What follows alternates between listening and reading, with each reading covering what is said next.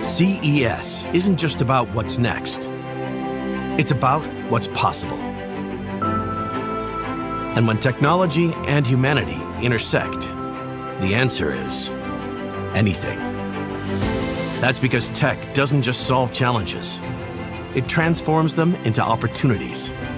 It helps us move smarter, live healthier, and experience the world in ways we never thought possible. We are not just here for a tech event. We're here to connect, to solve, to discover, together. Tech isn't just advancing, it's uniting, bringing us closer to an autonomous future, connecting us to better care, making life more connected, more dynamic, and more human. Today's challenges demand bold solutions, and CES is where they start to take shape. Breakthroughs in sustainability, advancements to help feed our growing world. This week isn't just a stage for breakthroughs, it's the spark for discovery. Every screen, every pixel, every part of the tech you will see here showcases the extraordinary potential of human ingenuity meeting technological power. Now we begin this celebration of what connects us, has the power to solve our greatest challenges, and offers endless possibilities we're yet to discover. Right here, right now, the world is watching. So let's dive in.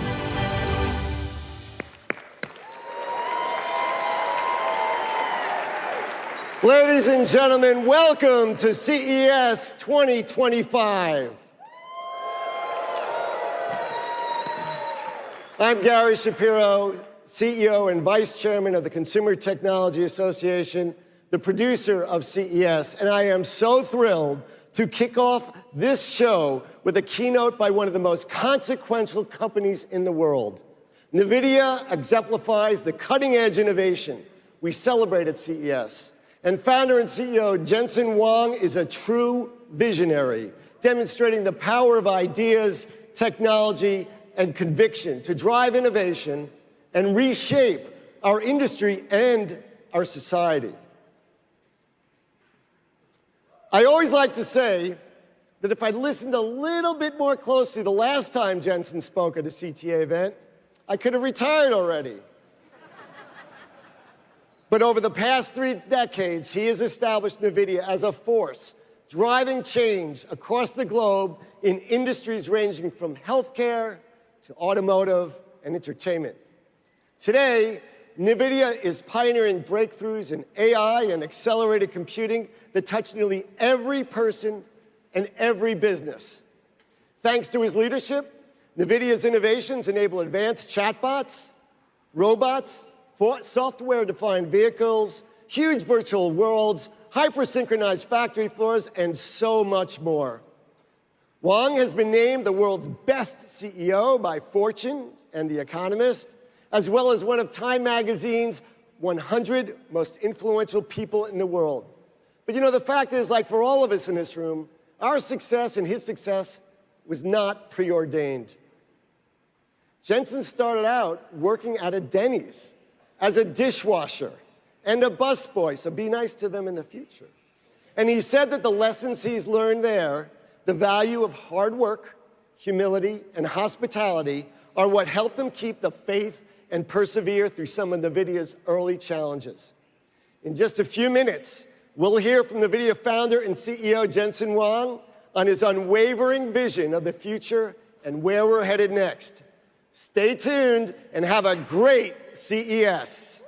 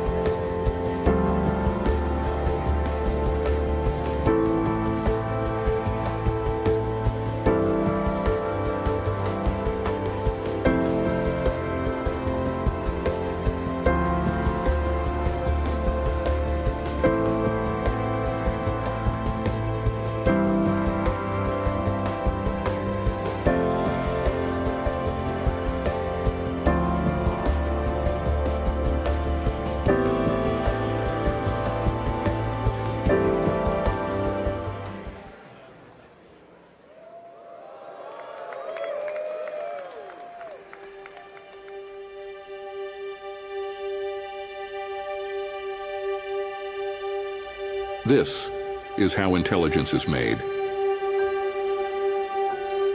A new kind of factory. Generator of tokens. The building blocks of AI. Tokens have opened a new frontier, the first step into an extraordinary world, where endless possibilities are born.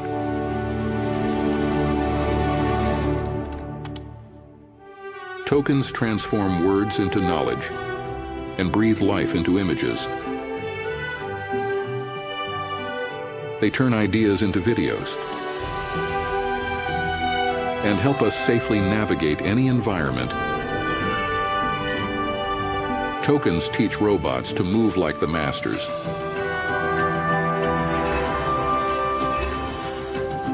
Inspire new ways to celebrate our victories. A martini, please. Tell him light up. Thank you, Adam. And give us peace of mind when we need it most. Hi, Maroka. Hi, Anna. It's good to see you again. Hi, Emma. We're gonna take your blood sample today, okay? Don't worry, I'm gonna be here the whole time. They bring meaning to numbers to help us better understand the world around us.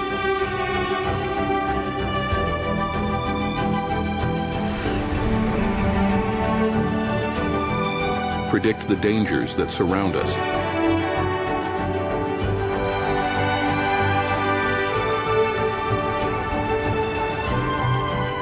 And find cures for the threats within us.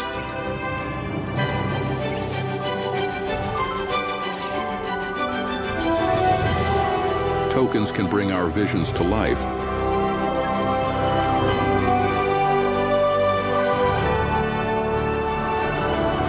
and restore what we've lost.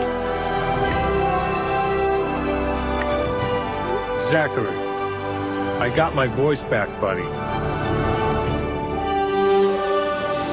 They help us move forward, one small step at a time.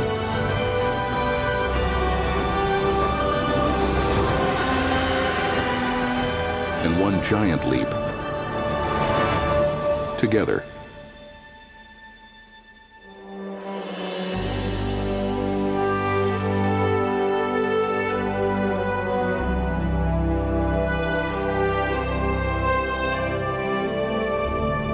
And here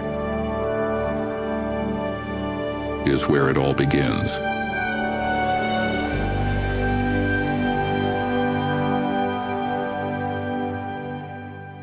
Welcome to the stage, NVIDIA founder and CEO, Jensen Huang.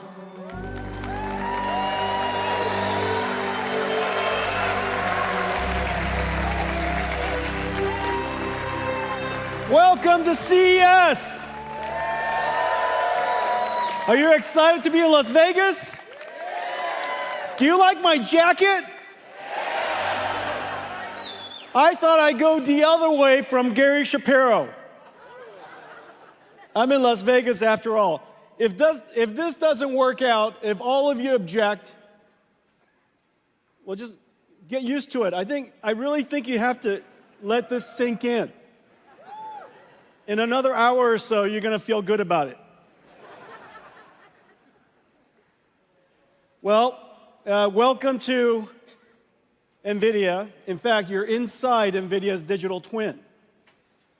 And we're going to take you to NVIDIA. Ladies and gentlemen, welcome to NVIDIA. You're inside our digital twin. Everything here is generated by AI. It has been an extraordinary journey, extraordinary year, and it started in 1993. Ready, go! With NV1, we wanted to build computers that can do things that normal computers couldn't. And NV1 made it possible to have a game console in your PC. Our programming architecture was called UDA, missing the letter C until a little while later, but UDA, Unified Device Architecture. And the first developer for UDA And the first application that ever worked on UDA was Sega's Virtual Fighter. 6 years later, we invented, in 1999, the programmable GPU. And it started 20 plus years of incredible advance in this incredible processor called the GPU. It made modern computer graphics possible. And now, 30 years later, Sega's Virtual Fighter is completely cinematic. This is the new Virtual Fighter project that's coming. I just can't wait. Absolutely incredible. 6 years after that, 6 years after 1999, we invented CUDA so that we could explain or express the programmability of our GPUs to a rich set of algorithms that could benefit from it. CUDA initially was difficult to explain, and it took years, in fact. It took approximately 6 years. Somehow, 6 years later or so, 2012, Alex Karshevsky, Ilya Sutskever, and Jeff Hinton discovered CUDA, used it to process AlexNet, and the rest of it is history. AI has been advancing at an incredible pace since. Started with perception AI. We now can understand images and words and sounds. To generative AI, we can generate images and text and sounds. And now, agentic AI. AIs that can perceive, reason, plan, and act. And then the next phase, some of which we'll talk about tonight, physical AI, 2012. Now, magically, 2018, something happened that was pretty incredible. Google's Transformer was released as BERT, and the world of AI really took off. Transformers, as you know, completely changed the landscape for artificial intelligence. In fact, it completely changed the landscape for computing altogether. We recognized properly that AI was not just a new application with a new business opportunity, but AI, more importantly, machine learning enabled by transformers, was going to fundamentally change how computing works. And today, computing is revolutionized in every single layer, from hand coding, instructions that run on CPUs to create software tools that humans use. We now have machine learning that creates and optimizes neural networks that processes on GPUs and creates artificial intelligence. Every single layer of the technology stack has been completely changed. An incredible transformation in just 12 years. Well, we can now understand information of just about any modality. Surely you've seen text and images and sounds and things like that. But not only can we understand those, we can understand amino acids, we can understand physics. We understand them, we can translate them, and generate them. The applications are just completely endless. In fact, almost any AI application that you see out there, what modality is the input that it learned from? What modality of information did it translate to? And what modality of information is it generating? If you ask these three fundamental questions, just about every single application could be inferred. And so when you see application after applications that are AI-driven, AI-native, at the core of it, this fundamental concept is there. Machine learning has changed how every application is going to be built, how computing will be done, and the possibilities beyond. Well, GPUs, GeForce, in a lot of ways, all of this with AI is the house that GeForce built. GeForce enabled AI to reach the masses. And now, AI is coming home to GeForce. There are so many things that you can't do without AI. Let me show you some of it now.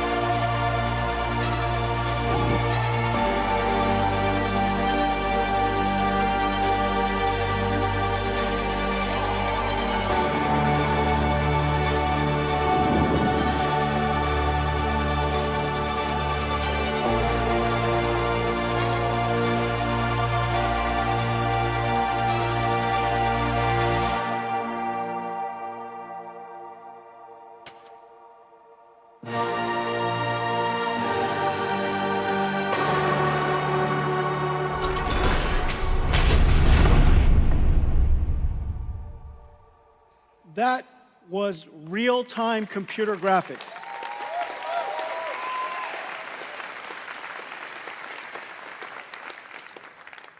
No computer graphics researcher, no computer scientist would have told you that it is possible for us to ray trace every single pixel at this point. Ray tracing is a simulation of light. The amount of geometry that you saw was absolutely insane. It would have been impossible without artificial intelligence. There are two fundamental things that we did. We used, of course, programmable shading and ray traced acceleration to produce incredibly beautiful pixels. But then we have artificial intelligence be conditioned, be controlled by that pixel to generate a whole bunch of other pixels.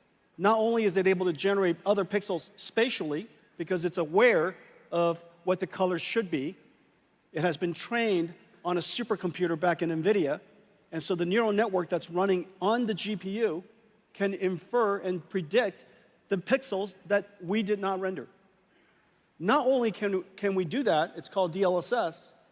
The latest generation of DLSS also generates beyond frames. It can predict the future, generating 3 additional frames for every frame that we calculate. What you saw, if we just said 4 frames of what you saw, because we're going to render 1 frame and generate 3. If I said 4 frames at full HD, 4K, that's 33 million pixels or so. Out of that 33 million pixels, we computed only 2. It is an absolute miracle that we can computationally using programmable shaders and our ray tracing engine, to compute 2 million pixels and have AI predict all of the other 33. And as a result, we're able to render at incredibly high performance because AI does a lot less computation. It takes, of course, an enormous amount of training to produce that, but once you train it, the generation is extremely efficient. So this is one of the incredible capabilities of artificial intelligence, and that's why there's so many amazing things that are happening. We used GeForce to enable artificial intelligence, and now artificial intelligence is revolutionizing GeForce. Everyone, today we're announcing our next generation, the RTX Blackwell family. Let's take a look.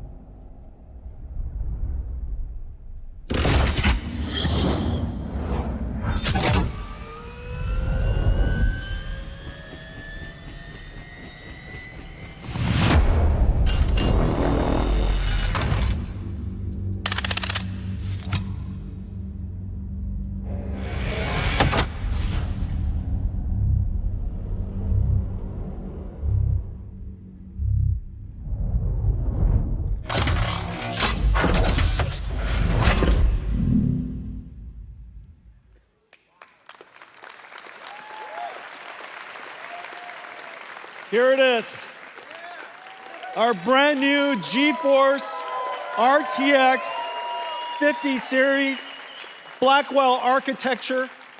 The GPU is just a beast.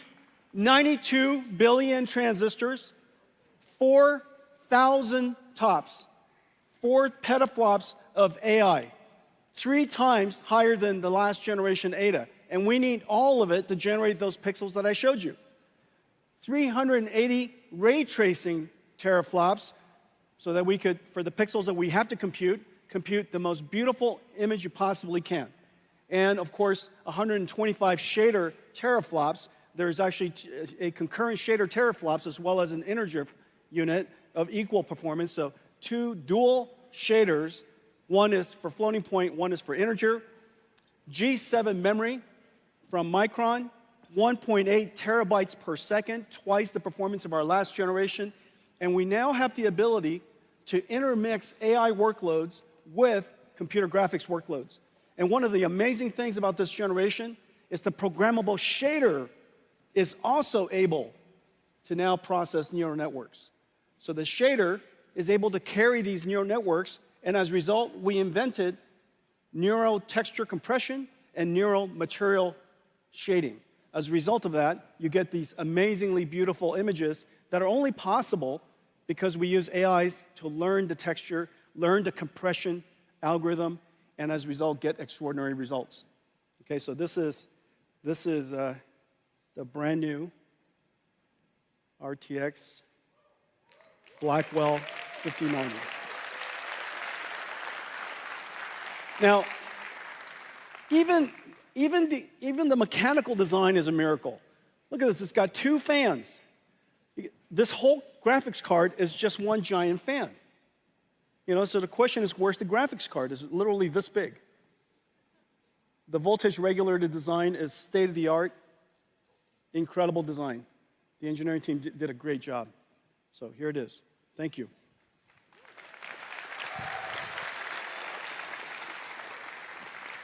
Okay, so those are the speeds and feeds, so how does it compare? Well, this is RTX 4090. I know many of you have one. I know it. Look, it's $1,599. It is one of the best investments you could possibly make. For $1,599, you bring it home to your $10,000 PC entertainment command center. Isn't that right? Don't tell me that's not true. Don't be ashamed. It's liquid cooled, fancy lights all over it. You lock it when you leave. It's the modern home theater. It makes perfect sense. And now for $1,599, you get to upgrade that and turbocharge the living daylights out of it. Well, now with the Blackwell family, RTX 5070, 4090 performance at $549.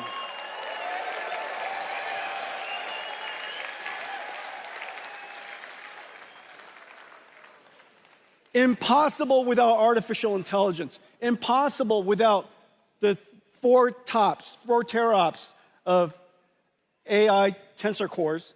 Impossible without the G7 memories. Okay, so 5070, 4090 performance, $549, and here's the whole family. Starting from 5070 all the way up to 5090. 5090, twice the performance of a 4090. Starting, of course, we're producing at very large scale availability starting January. Well, it is incredible, but we managed to put these in gigantic performance GPUs into a laptop. This is a 5070 laptop.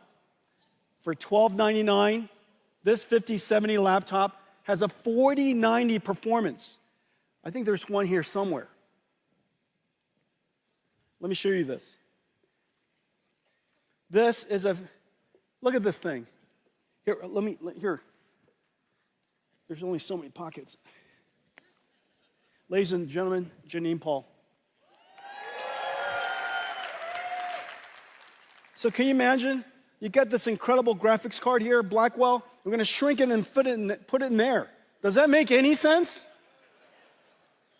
Well, you can't do that without artificial intelligence. And the reason for that is because we're generating most of the pixels using our tensor cores. So we ray trace only the pixels we need, and we generate, using artificial intelligence, all of the other pixels we have. As a result, the energy efficiency is just off the charts. The future of computer graphics is neural rendering, the fusion of artificial intelligence and computer graphics. And what's really amazing is, oh, here we go. Thank you. This is a surprisingly kinetic keynote. And what's really amazing is the family of GPUs we're going to put in here. And so the 5090 will fit into a laptop, a thin laptop. That last laptop was 14.9 millimeters. You got a 5080, 5070 Ti, and 5070. Okay? So, ladies and gentlemen, the RTX Blackwell family.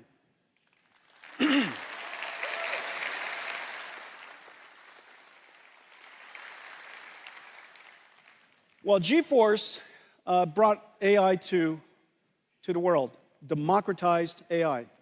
Now AI has come back and revolutionized GeForce. Let's talk about artificial intelligence. Let's go to somewhere else at NVIDIA.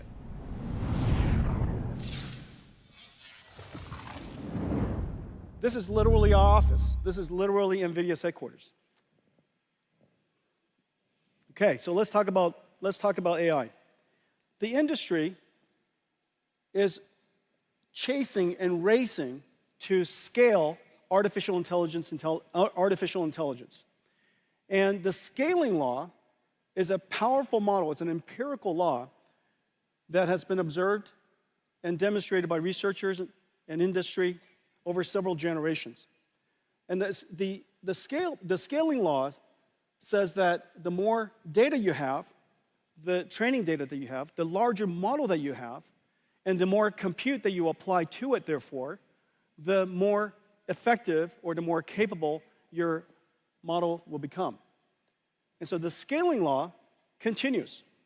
What's really amazing is that now we're moving towards, of course, and the internet is producing about twice the amount of data every single year as it did last year. I think in the next couple of years, humanity will produce more data than all of humanity has ever produced since the beginning.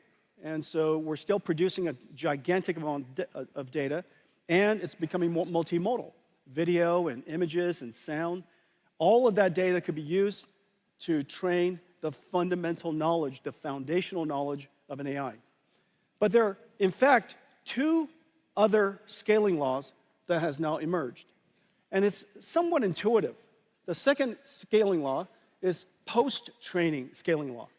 Post-training scaling law uses techniques like reinforcement learning, human feedback. Basically, the AI produces and generates answers based on a human query. The human then, of course, gives a feedback. It's much more complicated than that, but that reinforcement learning system with a fair number of very high-quality prompts causes the AI to refine its skills.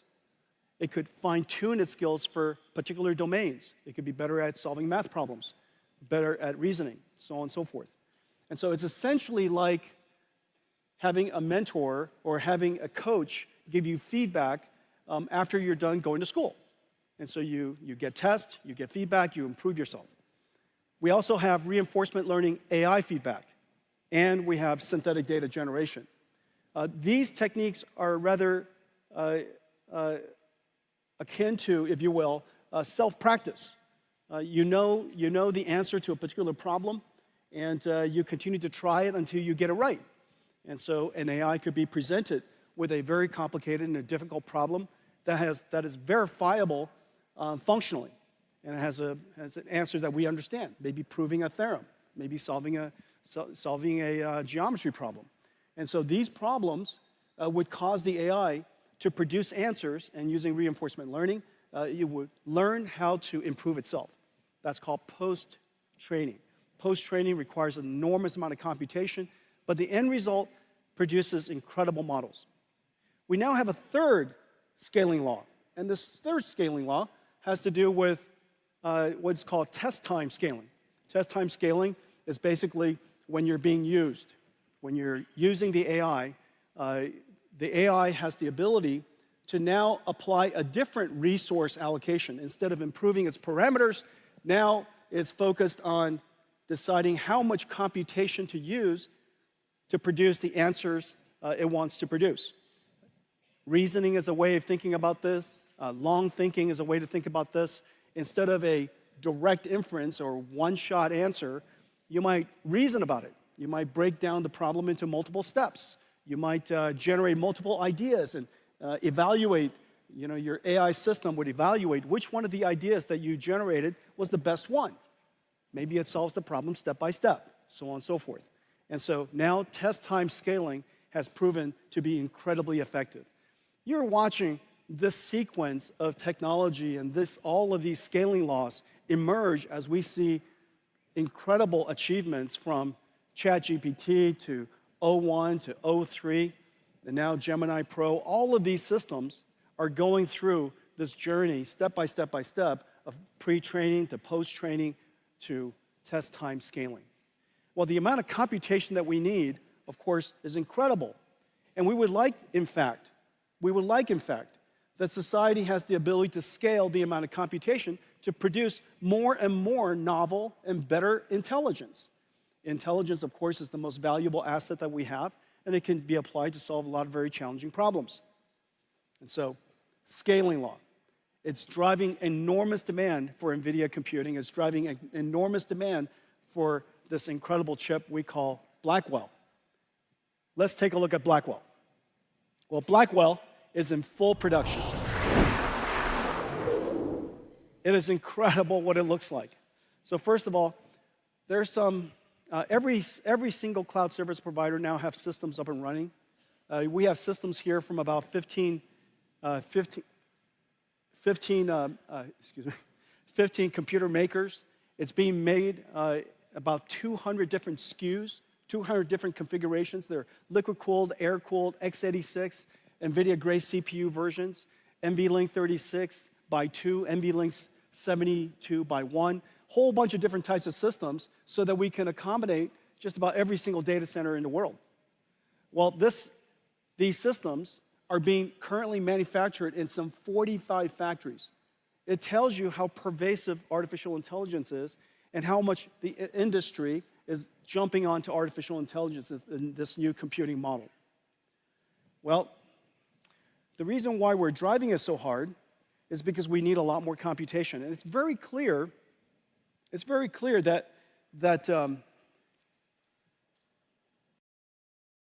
Janine?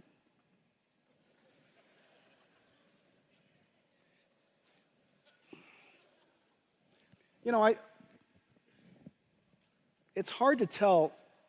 You don't ever want to reach your hands into a dark place.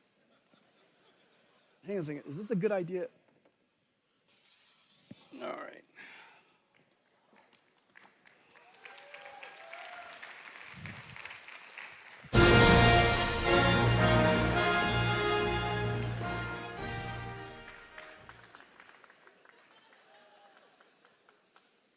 Wait for it. Wait for it. I thought I was worthy.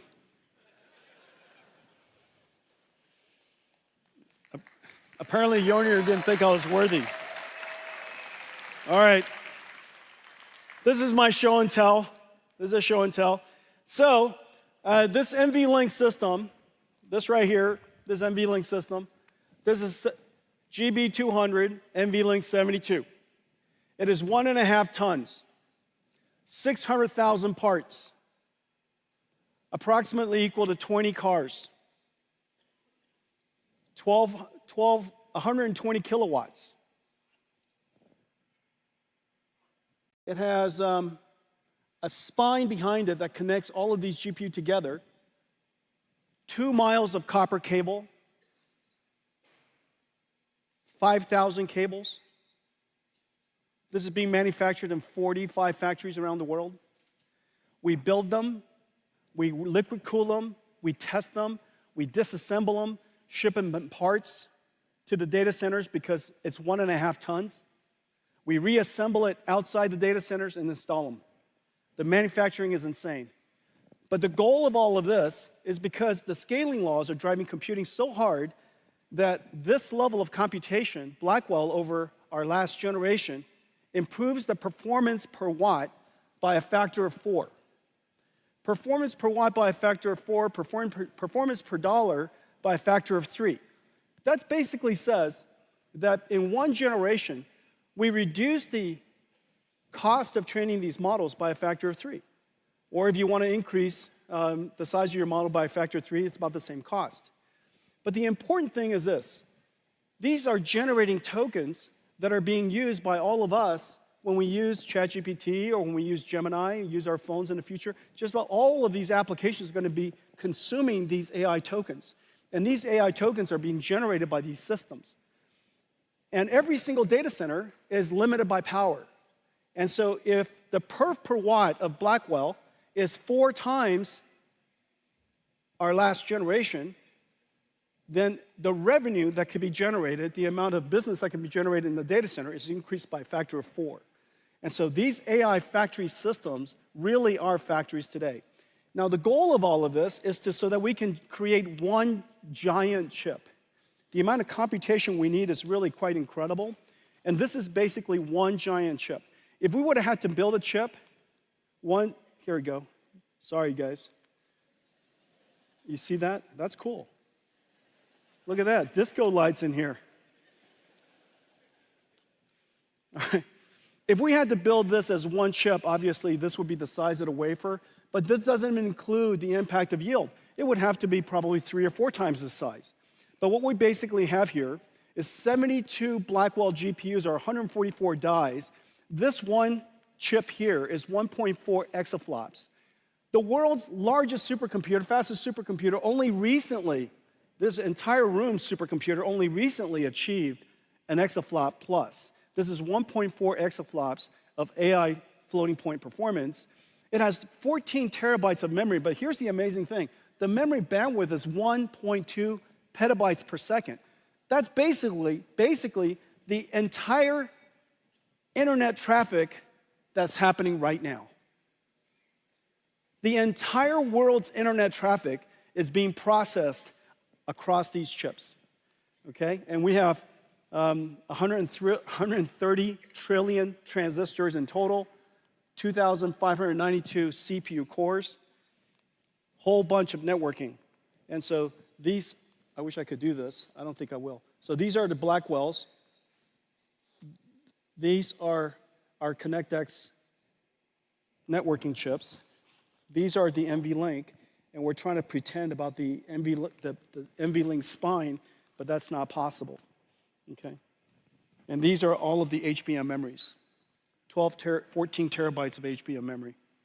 This is what we're trying to do, and this is the miracle of the Blackwell system.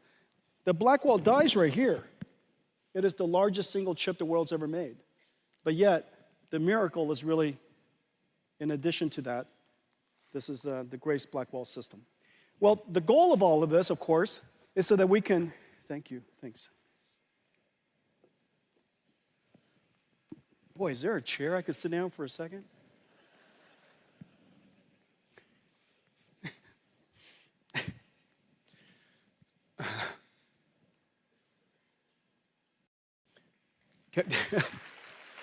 Can I have a Michelob Ultra?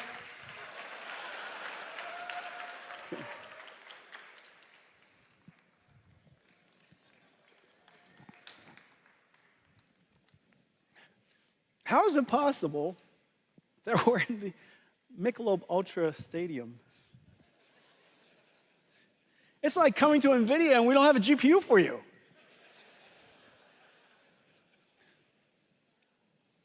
So we need an enormous amount of computation because we want to train larger and larger models, and these inferences used to be one inference, but in the future, the AI is going to be talking to itself. It's going to be thinking.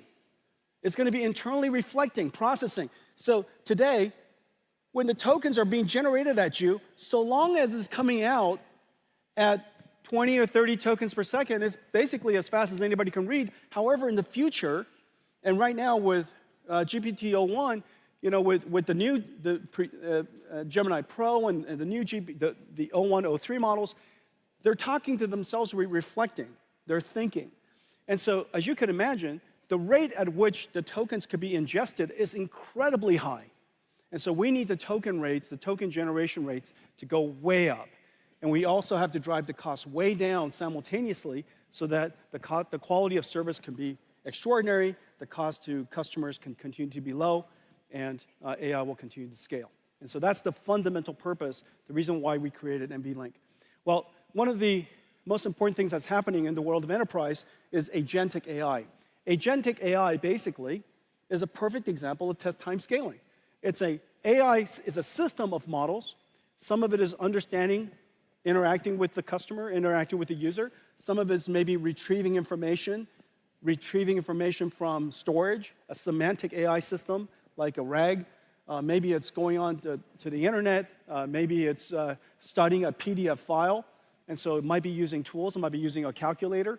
And it might be using a generative AI to generate charts and such. And it's taking the problem you gave it, breaking it down step by step, and it's iterating through all these different models.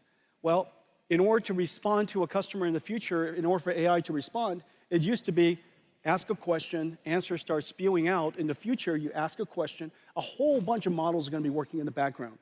And so test time scaling, the amount of computation used for inferencing, is going to go through the roof. It's going to go through the roof because we want better and better answers. Well, to help the industry build agentic AI, our go-to-market is not direct to enterprise customers.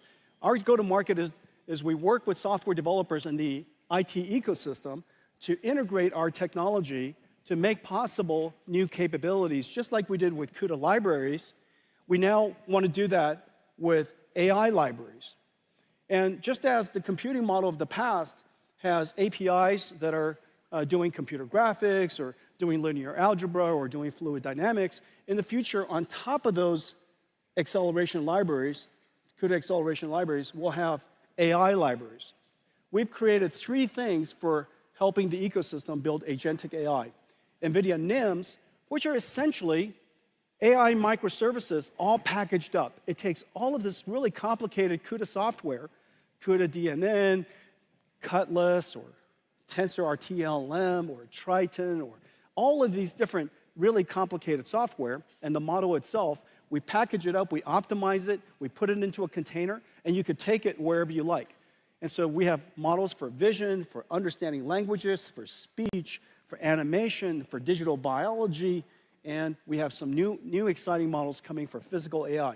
And these AI models run in every single cloud, because NVIDIA's GPUs are now available in every single cloud. It's available in every single OEM. So you could literally take these models, integrate it into your software packages, create AI agents that run on Cadence, or they might be ServiceNow agents, or they might be SAP agents, and they could deploy it to their customers and run it wherever the customers want to run the software.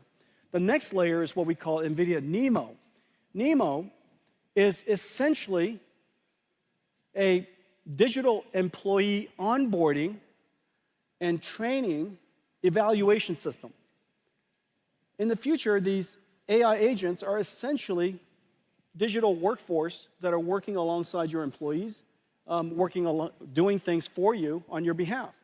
And so the way that you would bring these specialized agents these special agents into your company is to onboard them, just like you onboard an employee.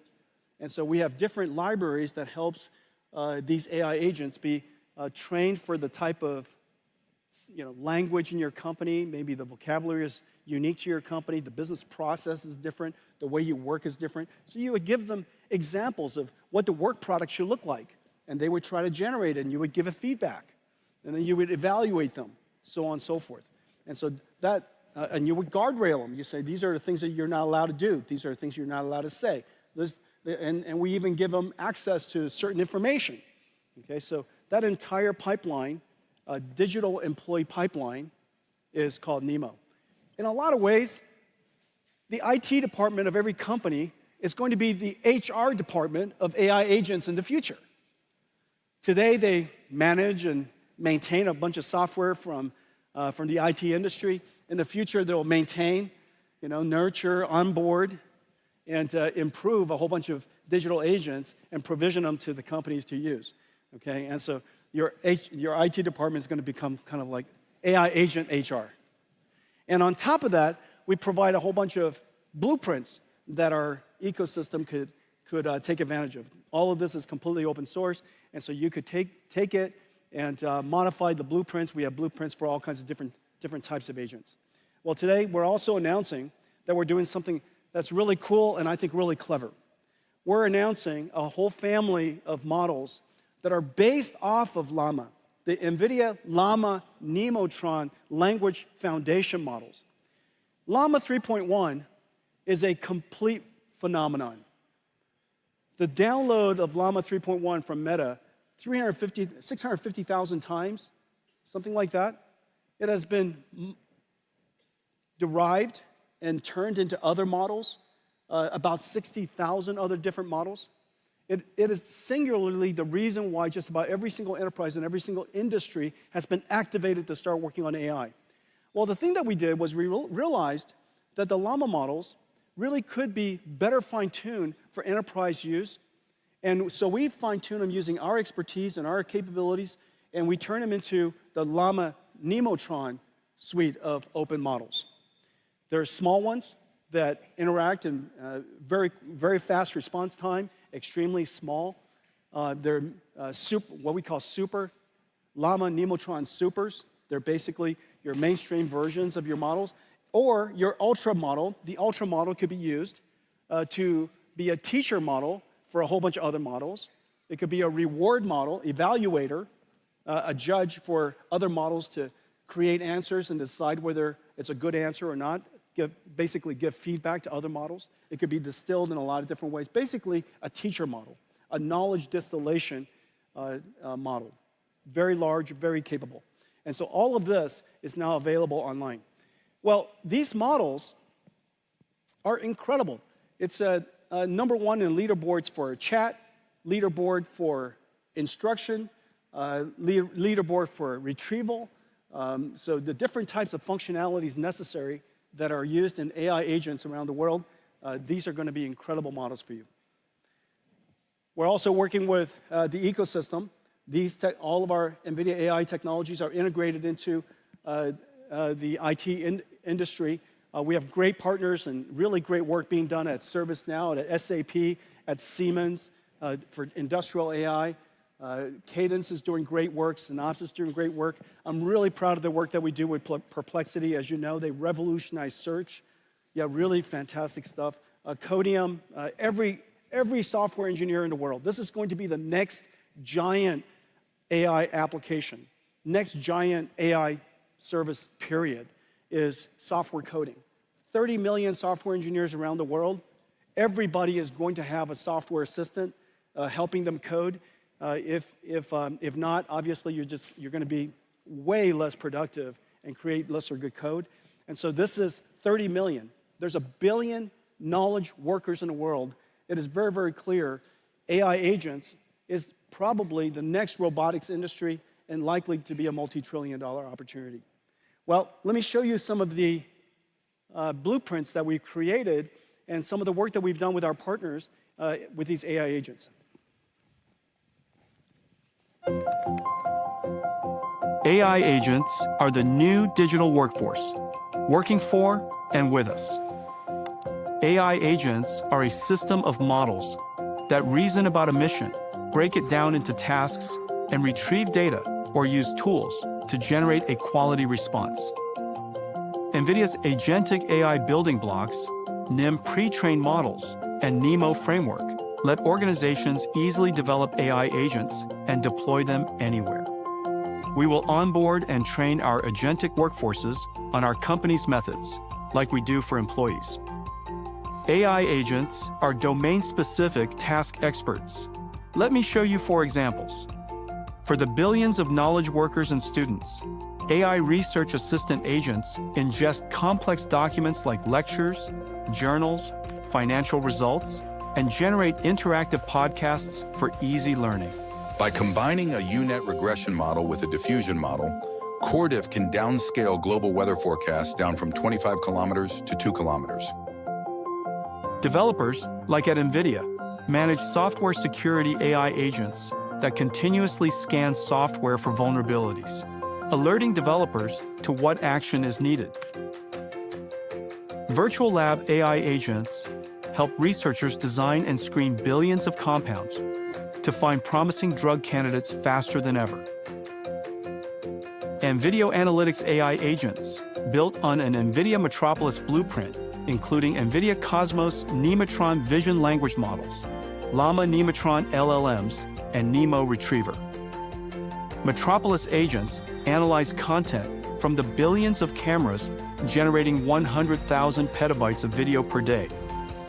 They enable interactive search, summarization, and automated reporting, and help monitor traffic flows, flagging congestion or danger. In industrial facilities, they monitor processes and generate recommendations or improvement. Metropolis agents centralize data from hundreds of cameras and can reroute workers or robots when incidents occur. The age of agentic AI is here for every organization. Okay. That was the first pitch at a baseball game. That was not generated. I just felt that none of you were impressed. Okay, so AI was created in the cloud and for the cloud. AI is created in the cloud and for the cloud. And for enjoying AI on phones, of course, it's perfect. Very, very soon, we're going to have a continuous AI that's going to be with you. And when you use those Meta glasses, you could, of course, point at something, look at something, and ask it, whatever information you want. And so AI is perfect in the cloud. It was created in the cloud, it's perfect in the cloud. However, we would love to be able to take that AI everywhere. I've mentioned already that you could take NVIDIA AI to any cloud, but you could also put it inside your company. But the thing that we want to do more than anything is put it on our PC as well. And so, as you know, Windows 95 revolutionized the computer industry. It made possible this new suite of multimedia services, and it changed the way that applications was created forever. Windows 95, this model of computing, of course, is not perfect for AI. And so the thing that we would like to do is we would like to have, in the future, your AI basically become your AI assistant. And instead of just the 3D APIs and the sound APIs and the video APIs, you would have generative APIs for 3D, and generative APIs for language, and generative AI for sound, and so on and so forth. And we need a system that makes that possible while leveraging the massive investment that's in the cloud. There's no way that the world can create yet another way of programming AI models. It's just not going to happen. And so if we could figure out a way to make Windows PC a world-class AI PC, it would be completely awesome. And it turns out the answer is Windows. It's Windows WSL2. Windows WSL2. Windows WSL2 basically is two operating systems within one. It works perfectly. It's developed for developers, and it's developed so that you can have access to bare metal. WSL2 has been optimized for cloud-native applications. It is optimized for, and very importantly, it's been optimized for CUDA.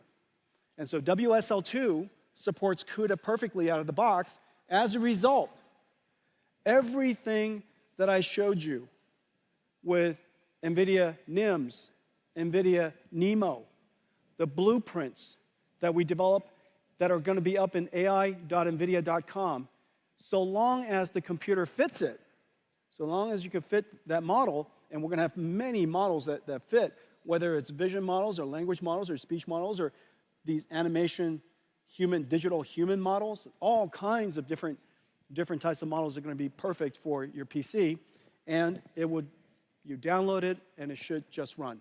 And so our focus is to turn Windows WSL2, Windows PC, into a target first-class platform that we will support and maintain for as long as we shall live. And so this is an incredible thing for engineers and developers everywhere. Let me show you something that we can do with that. This is one of the examples of a blueprint we just made for you.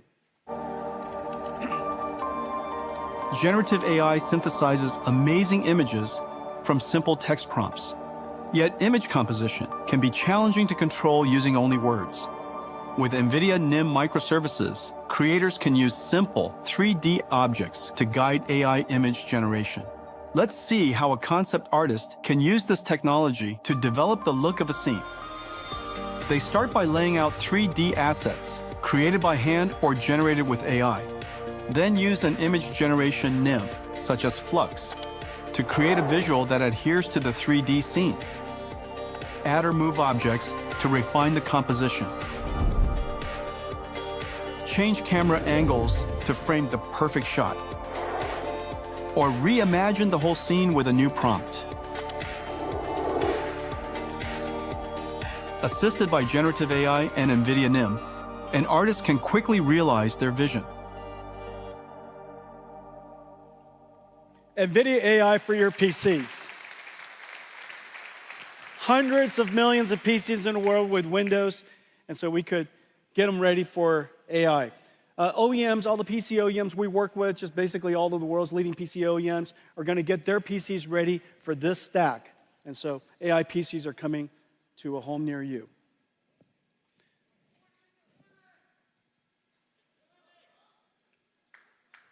Linux is good.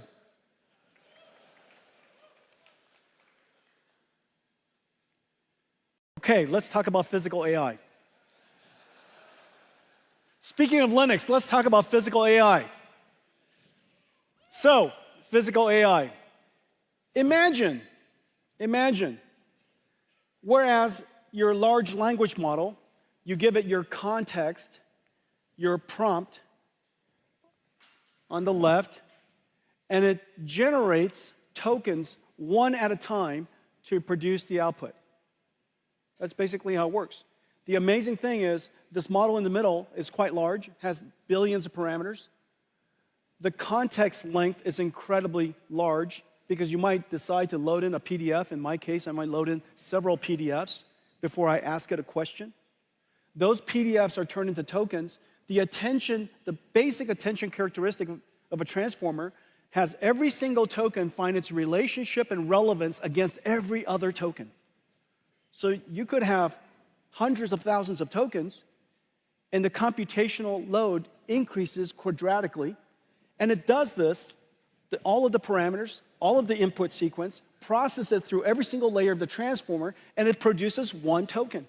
That's the reason why we needed Blackwell. And then the next token is produced when the current token is done.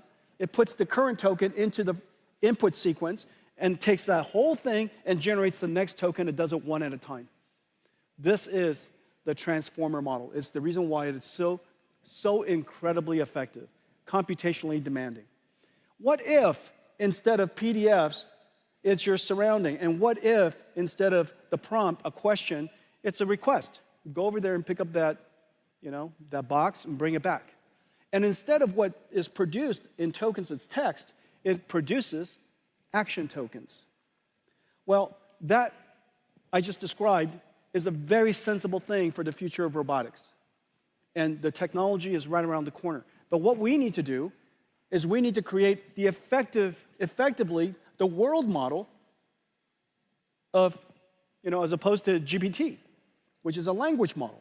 And this world model has to understand the language of the world. It has to understand physical dynamics, things like gravity and friction and inertia. It has to understand geometric and spatial relationships.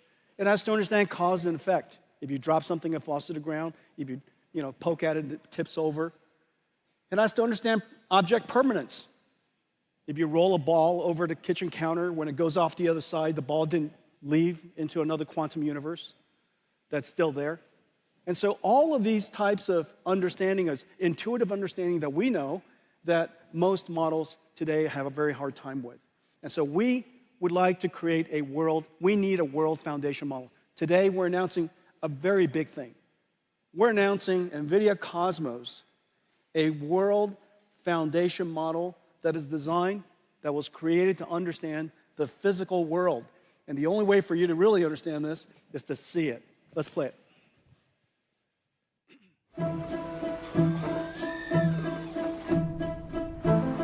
The next frontier of AI is physical AI. Model performance is directly related to data availability, but physical world data is costly to capture, curate, and label. NVIDIA Cosmos is a world foundation model development platform to advance physical AI. It includes auto-regressive world foundation models, diffusion-based world foundation models, advanced tokenizers, and an NVIDIA CUDA, an AI-accelerated data pipeline. Cosmos models ingest text, image, or video prompts and generate virtual world states as videos. Cosmos generations prioritize the unique requirements of AV and robotics use cases, like real-world environments, lighting, and object permanence. Developers use NVIDIA Omniverse to build physics-based, geospatially accurate scenarios. then output Omniverse renders into Cosmos, which generates photoreal, physically based synthetic data.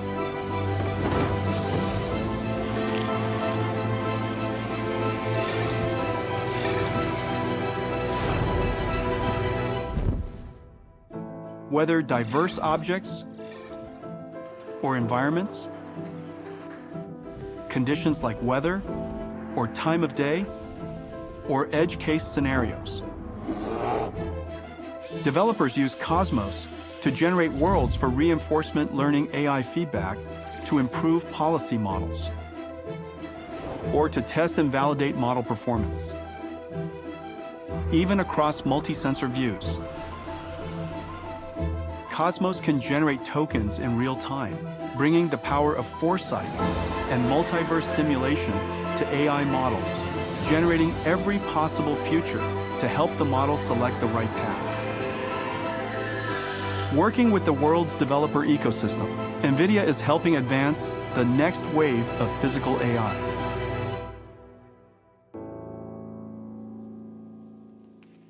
NVIDIA Cosmos. NVIDIA Cosmos. NVIDIA Cosmos, the world's first world foundation model. It is trained on 20 million hours of video. The 20 million hours of video focuses on physical dynamic things. So dynamic nature themes, humans walking, hands moving, manipulating things, things that are fast camera movements. It's really about teaching the AI, not about generating creative content, but teaching the AI to understand the physical world. And with this physical AI, there are many downstream things that we could do as a result. We could do synthetic data generation to train models. We could distill it and turn it into effectively the beginnings of a robotics model. You could have it generate multiple physically based, physically plausible scenarios of the future, basically do a Doctor Strange.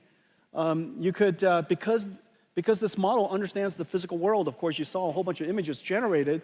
This model understanding the physical world, it also could do, of course, captioning.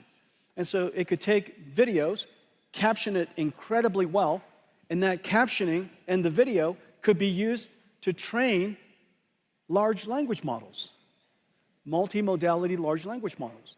And so you could use this technology to use this foundation model to train robots, as well as large language models. And so this is the NVIDIA Cosmos. The platform has an autoregressive model for real-time applications, has diffusion model for very high-quality image generation. It's incredible tokenizer, basically learning the vocabulary of real world, and a data pipeline so that if you would like to take all of this and then train it on your own data, this data pipeline, because there's so much data involved, we've accelerated everything end-to-end for you. And so this is the world's first data processing pipeline that's CUDA accelerated as well as AI accelerated. All of this is part of the Cosmos platform. And today we're announcing that Cosmos is open licensed. It's open available on GitHub.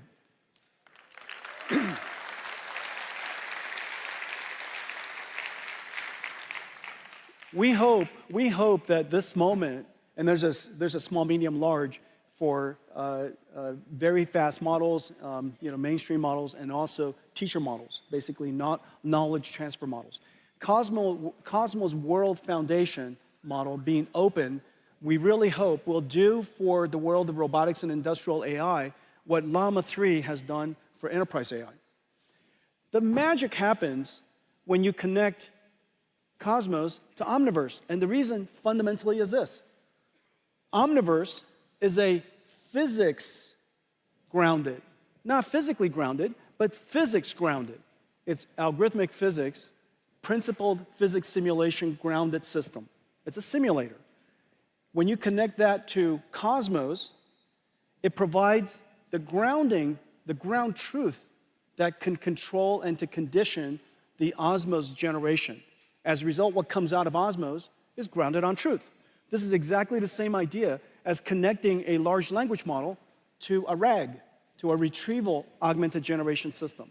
You want to ground the AI generation on ground truth.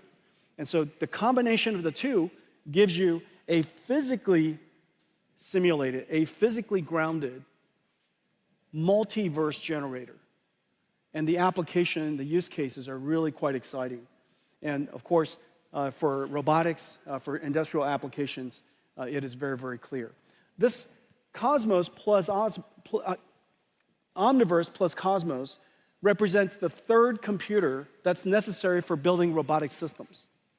Every robotics company will ultimately have to build 3 computers. The robotic system could be a factory, the robotic system could be a car, it could be a robot. You need 3 fundamental computers. One computer, of course, to train the AI. We call it the DGX computer, to train the AI. Another, of course, when you're done, to deploy the AI. We call that AGX. That's inside the car, in the robot, or in an AMR, or at the in a stadium, or whatever it is. These computers are at the edge and they're autonomous. But to connect the two, you need a digital twin. And this is all the simulations that you were seeing. The digital twin is where the AI that has been trained goes to practice, to be refined, to do its synthetic data generation, reinforcement learning, AI feedback, such and such. And so it's the digital twin of the AI. These 3 computers are going to be working interactively. NVIDIA's strategy for the industrial world, and we've been talking about this for some time, is this 3-computer system. Instead of a three-body problem, we have a 3-computer solution. And so it's the NVIDIA of robotics.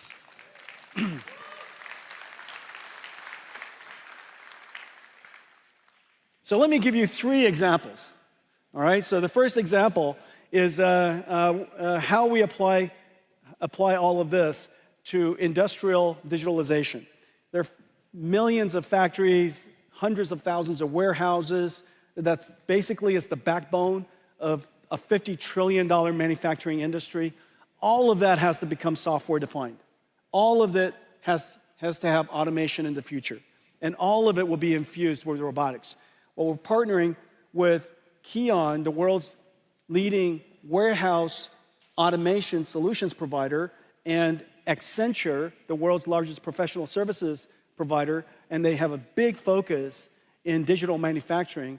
And we're working together to create something that's really special. And I'll show you that in a second. But our go-to-market is essentially the same as all of the other software platforms and all the technology platforms that we have. Through the developers and ecosystem partners, and we have just a growing number of ecosystem partners connecting to Omniverse. And the reason for that is very clear. Everybody wants to digitalize the future of industries. There's so much waste, so much opportunity for automation in that $50 trillion of the world's GDP. So let's take a look at that. This one example that we're doing with Kion and Accenture. Kion, the supply chain solution company, Accenture, a global leader in professional services, and NVIDIA are bringing physical AI to the $1 trillion warehouse and distribution center market. Managing high-performance warehouse logistics involves navigating a complex web of decisions influenced by constantly shifting variables. These include daily and seasonal demand changes, space constraints, workforce availability, and the integration of diverse robotic and automated systems. And predicting operational KPIs of a physical warehouse is nearly impossible today. To tackle these challenges, Kion is adopting Mega, an NVIDIA Omniverse blueprint for building industrial digital twins to test and optimize robotic fleets. First, Kion's warehouse management solution assigns tasks to the industrial AI brains in the digital twin, such as moving a load from a buffer location to a shuttle storage solution. The robot's brains are in a simulation of a physical warehouse, digitalized into Omniverse using OpenUSD connectors to aggregate CAD, video and image to 3D, LiDAR to point cloud, and AI-generated data. The fleet of robots execute tasks by perceiving and reasoning about their Omniverse digital twin environment, planning their next motion and acting. The robot brains can see the resulting state through sensor simulations and decide their next action. The loop continues while Mega precisely tracks the state of everything in the digital twin. Now, Keon can simulate infinite scenarios at scale while measuring operational KPIs, such as throughput, efficiency, and utilization, all before deploying changes to the physical warehouse. Together with NVIDIA, Keon and Accenture are reinventing industrial autonomy. In the future, that's incredible. Everything is in simulation. In the future, every factory will have a digital twin. And that digital twin operates exactly like the real factory. And in fact, you could use Omniverse with Cosmos to generate a whole bunch of future scenarios, and you pick, then an AI decides which one of the scenarios are the most optimal for whatever KPIs, and that becomes the programming constraints, the program, if you will, the AIs that will be deployed into the real factories. The next example, autonomous vehicles. The AV revolution has arrived. After so many years, with Waymo's success and Tesla's success, it is very, very clear autonomous vehicles has finally arrived. Well, our offering to this industry is the three computers: the training systems to train the AIs, the simulation systems, and the synthetic data generation systems, Omniverse and now Cosmos, and also the computer that's inside the car. Each car company might work with us in a different way, use one or two or three of the computers. We're working with just about every major car company around the world: Waymo and Zoox and Tesla, of course, in their data center, BYD, the largest EV company in the world. JLR's got a really cool car coming. Mercedes has a fleet of cars coming with NVIDIA starting this year, going to production. And I'm super, super pleased to announce that today, Toyota and NVIDIA are going to partner together to create their next generation AVs.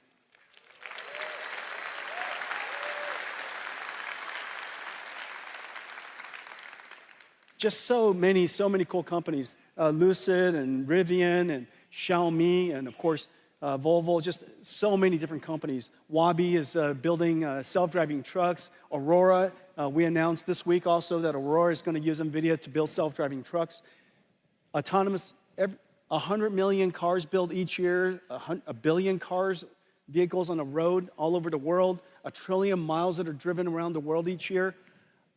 That's all going to be either highly autonomous or, fully autonomous coming up. And so this is going to be a very large industry. I predict that this will likely be the first multi-trillion-dollar robotics industry. This business for us, notice in just a few of these cars that are starting to ramp into the world, our business is already $4 billion, and this year probably on a run rate about $5 billion. So really significant business already. This is going to be very large. Well, today we're announcing that our next generation processor for the car, our next generation computer for the car, is called Thor. I have one right here. Hang on a second. Okay, this is Thor. This is Thor. This is a robotics computer. This is a robotics computer. It takes sensors and just a madness amount of sensor information, process it, umpteen cameras, high resolution, radars, lidars, they're all coming into this chip. And this chip has to process all that sensor, turn them into tokens, put them into a transformer, and predict the next path. And this AV computer is now in full production. Thor is 20 times the processing capability of our last generation Orin, which is really the standard of autonomous vehicles today. And so this is just really quite incredible. Thor is in full production. This robotics processor, by the way, also goes into a full robot. And so it could be an AMR, it could be a humanoid robot, it could be the brain, it could be the manipulator. This processor basically is a universal robotics computer. The second part of our drive system that I'm incredibly proud of is the dedication to safety.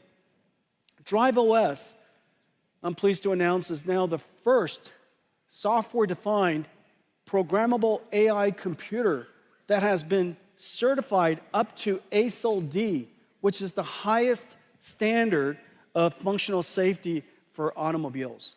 The only and the highest. And so I'm really, really proud of this. ASIL-D, ISO 26262.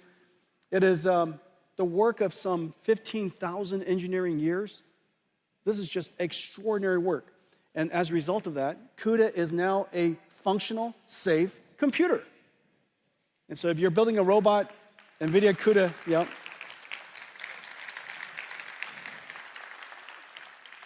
Okay, so now I told you I was going to show you what would we use Omniverse and Cosmos to do in the context of self-driving cars. And today, instead of showing you a whole bunch of videos of cars driving on the road, I'll show you some of that too. But I want to show you how we use the car to reconstruct digital twins automatically using AI and use that capability to train future AI models. Okay, let's play it. The autonomous vehicle revolution is here. Building autonomous vehicles, like all robots, requires 3 computers: NVIDIA DGX to train AI models, Omniverse to test drive and generate synthetic data, and Drive AGX, a supercomputer in the car. Building safe autonomous vehicles means addressing edge scenarios, but real-world data is limited, so synthetic data is essential for training. The Autonomous Vehicle Data Factory, powered by NVIDIA Omniverse, AI models, and Cosmos, generates synthetic driving scenarios that enhance training data by orders of magnitude. First, OmniMap fuses map and geospatial data to construct drivable 3D environments. Driving scenario variations can be generated from replayed drive logs or AI traffic generators. Next, a neural reconstruction engine uses autonomous vehicle sensor logs to create high-fidelity 4D simulation environments. It replays previous drives in 3D and generates scenario variations to amplify training data. Finally, Edify 3DS automatically searches through existing asset libraries or generates new assets to create sim-ready scenes. The Omniverse scenarios are used to condition Cosmos to generate massive amounts of photorealistic data, reducing the sim-to-real gap. And with text prompts, generate near infinite variations of the driving scenario. With Cosmos Neotron Video Search, the massively scaled synthetic dataset, combined with recorded drives, can be curated to train models. NVIDIA's AI Data Factory scales hundreds of drives into billions of effective miles, setting the standard for safe and advanced autonomous driving. Isn't that incredible? We take thousands of drives and turn them into billions of miles. We are going to have mountains of training data for autonomous vehicles. Of course, we still need actual cars on the road. Of course, we will continuously collect data for as long as we shall live. However, synthetic data generation using this multiverse, physically based, physically grounded capability so that we generate data for training AIs that are physically grounded and accurate and or plausible so that we could have an enormous amount of data to train with.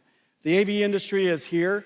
This is an incredibly exciting time, super excited about the next several years. I think you're going to see, just as computer graphics was revolutionized such incredible pace, you're going to see the pace of AV development increasing tremendously over the next several years.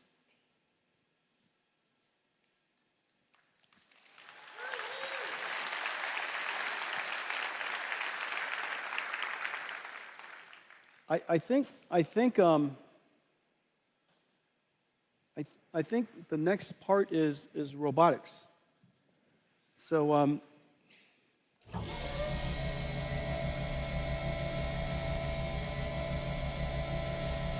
humanoid robots. my friends.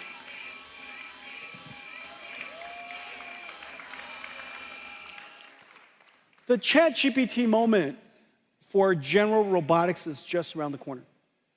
And in fact, all of the enabling technologies that I've been talking about is going to make it possible for us in the next several years to see very rapid breakthroughs, surprising breakthroughs in general robotics. Now, the reason why general robotics is so important is whereas robots with tracks and wheels require special environments to accommodate them, there are three robots in the world that we can make that require no green fields. Brownfield adaptation is perfect. If we could possibly build these amazing robots, we could deploy them in exactly the world that we've built for ourselves. These three robots are, one, agentic robots, and agentic AI, because they're information workers. So long as they could accommodate the computers that we have in our offices, it's going to be great. Number two, self-driving cars. And the reason for that is we spent 100+ years building roads and cities. And then number three, humanoid robots. If we have the technology to solve these three, this will be the largest technology industry the world's ever seen. And so we think that the robotics era is just around the corner. The critical capability is how to train these robots. In the case of humanoid robots, the imitation information is rather hard to collect. And the reason for that is, in the case of car, you just drive it. We're driving cars all the time. In the case of these humanoid robots, the imitation information, the human demonstration is rather laborious to do. And so we need to come up with a clever way to take hundreds of demonstrations, thousands of human demonstrations, and somehow use artificial intelligence and Omniverse to synthetically generate millions of synthetically generated motions. And from those motions, the AI can learn how to perform a task. Let me show you how that's done.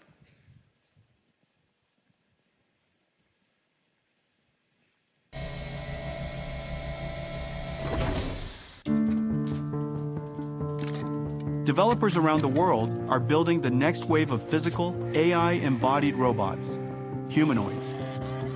Developing general-purpose robot models requires massive amounts of real-world data, which is costly to capture and curate.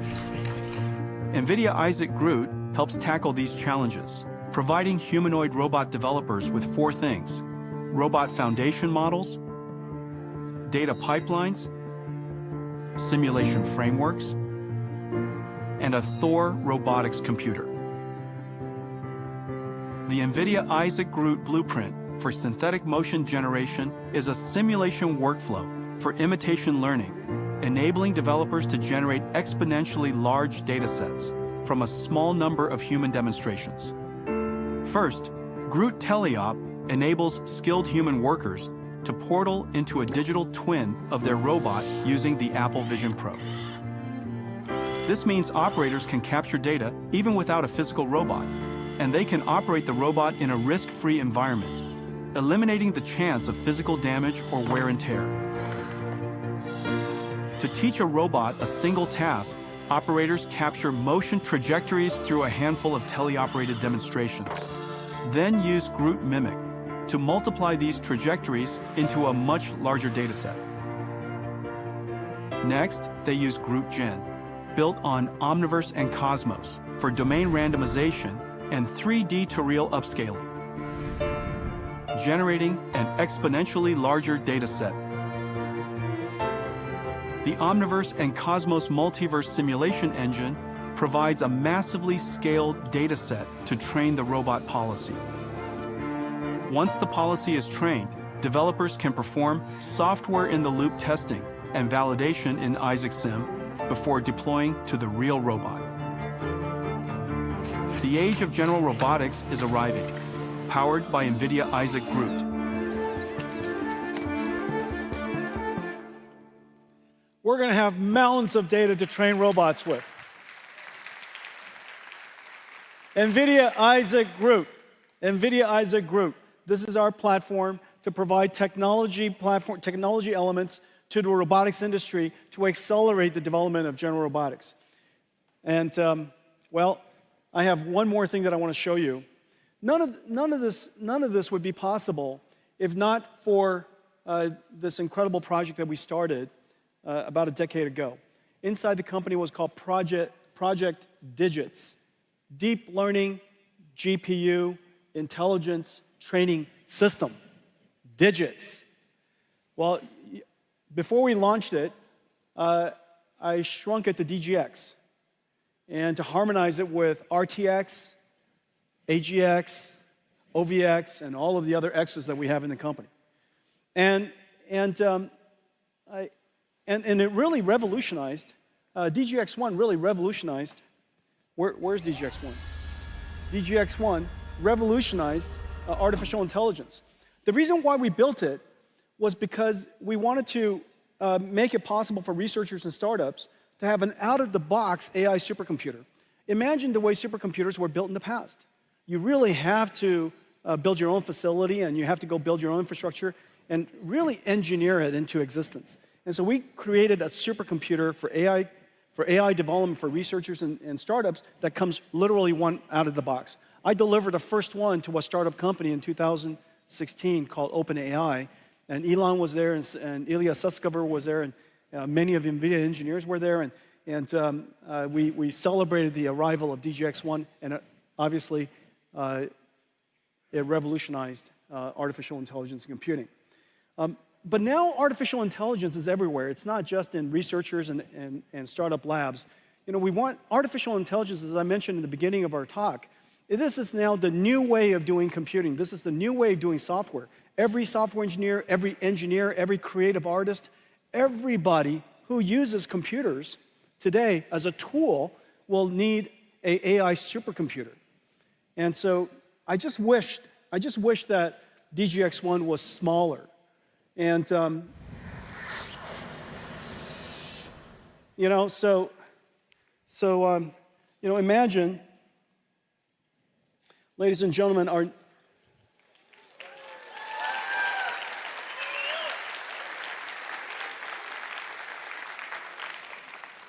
this is NVIDIA's latest AI supercomputer. And it's finally called Project Digits right now. And if you have a good name for it, reach out to us. Here's the amazing thing. This is an AI supercomputer. It runs the entire NVIDIA AI stack. All of NVIDIA's software runs on this. DGX Cloud runs on this. This sits, well, somewhere, and it's wireless or, you know, connected to your computer. It's even a workstation if you like it to be. And you could access it, you could reach it like a cloud supercomputer, and NVIDIA's AI works on it. And it's based on a super secret chip that we've been working on called GB110, the smallest Grace Blackwell that we make. And I have, well, you know what? Let's show everybody inside.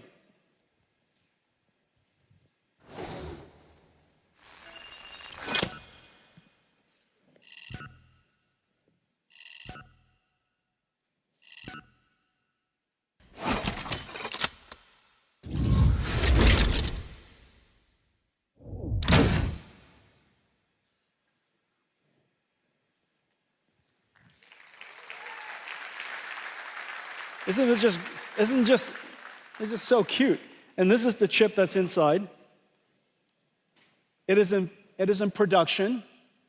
This top secret chip we did in collaboration. The CPU, the Grace CPU, is built for NVIDIA in collaboration with MediaTek. They're the world's leading SoC company, and they worked with us to build this CPU SoC, and connect it with chip-to-chip NVLink to the Blackwell GPU. And this little thing here is in full production. We're expecting this computer to be available around May timeframe. And so it's coming at you. It's just incredible what we could do. And it's just, I think I was trying to figure out, do I need more hands or more pockets? All right, so imagine this is what it looks like. You know, who doesn't want one of those? And if you use PC, Mac, you know, anything, because you know, it's a cloud platform. It's a cloud computing platform that sits on your desk. You could also use it as a Linux workstation if you like. If you would like to have double digits, this is what it looks like, you know. And you connect it together with ConnectX, and it has nickel, GPU Direct, all of that out of the box. It's like a supercomputer. Our entire supercomputing stack is available. And so, NVIDIA Project Digits.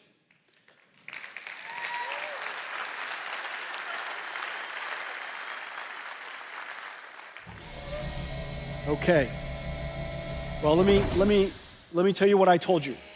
I told you that we are in production with 3 new Blackwells.